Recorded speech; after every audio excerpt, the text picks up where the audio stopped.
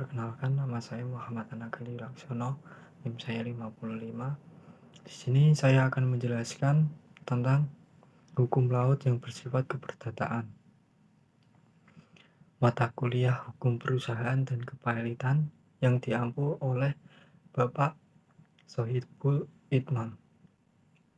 Hukum laut adalah hukum yang mengatur laut sebagai objek yang diatur dengan mempertimbangkan seluruh aspek kehidupan dan kepentingan seluruh negara, termasuk negara yang tidak berbatasan dengan laut secara fisik, guna pemanfaatan laut dengan seluruh potensi yang terkandung di dalamnya bagi umat manusia sebagaimana yang tercantum dalam UNCLOS 1982, beserta konvensi-konvensi internasional yang terkait langsung dengannya. Kemudian ruang lingkup hukum laut. Yang pertama ada laut teritorial, zona ekonomi eksklusif, landas kontinen, zona tambahan, hak lintas kapal asing dalam perairan suatu negara. Yang pertama, laut teritorial.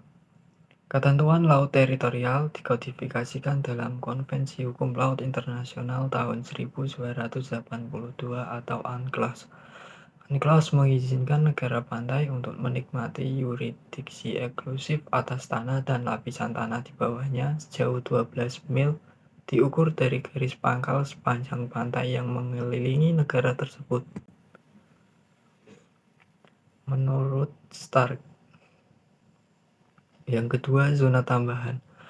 Menurut Starke, zona tambahan adalah suatu jalur perairan yang berdekatan dengan batas maritim atau teritorial, tidak termasuk kedaulatan negara pantai. Tetapi dalam zona tersebut, negara pantai dapat melaksanakan hak-hak pengawasan tertentu untuk mencegah pelanggaran peraturan perundang-undangan, bea cukai, fiskal, dan keimigrasian di wilayah laut teritorialnya sepanjang 12 mil atau tidak melebihi 24 mil dari garis pangkal. 3. Zona ekonomi eksklusif. Zona ekonomi eksklusif atau biasa yang disebut dengan ZEE diartikan sebagai suatu daerah di luar laut teritorial yang lebarnya tidak boleh melebihi 200 mil, diukur dari garis pangkal yang digunakan untuk mengukur lebar laut teritorial. Hak-hak dari zona ekonomi eksklusif yaitu melakukan eksplorasi dan eksploitasi, konservasi dan pengelolaan segala sumber kekayaan alam di dasar laut dan tanah di bawahnya serta pada perairan di atasnya. Yang kedua ada yurisdiksi. 4. Landas kontinen.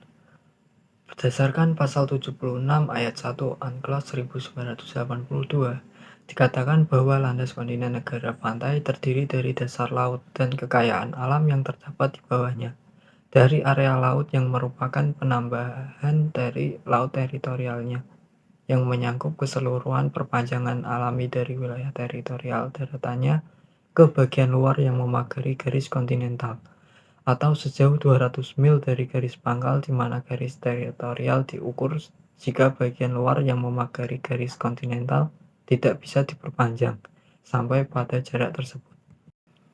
Yang kelima, macam-macam hak lintas kapal asing dalam perairan suatu negara. Ada hak lintas damai, yang meliputi peraturan yang berlaku bagi semua kapal. Kedua, peraturan yang berlaku bagi kapal dagang dan pemerintah untuk tujuan komersial.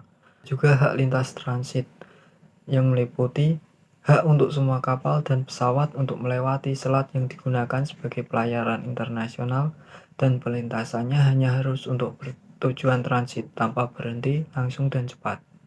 Kemudian ada hak lintas alur laut kepulauan, yaitu hak pelayaran dan penerbangan secara normal yang hanya dapat digunakan untuk transit yang terus-menerus, langsung dan tidak terhalang dari satu bagian laut bebas atau zona ekonomi eksklusif.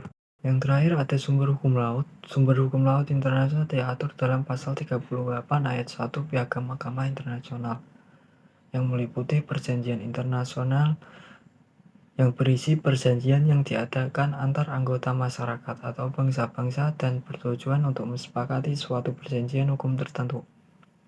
Kemudian kebiasaan internasional. Kebiasaan internasional merupakan kebiasaan umum yang diterima sebagai hukum bahwa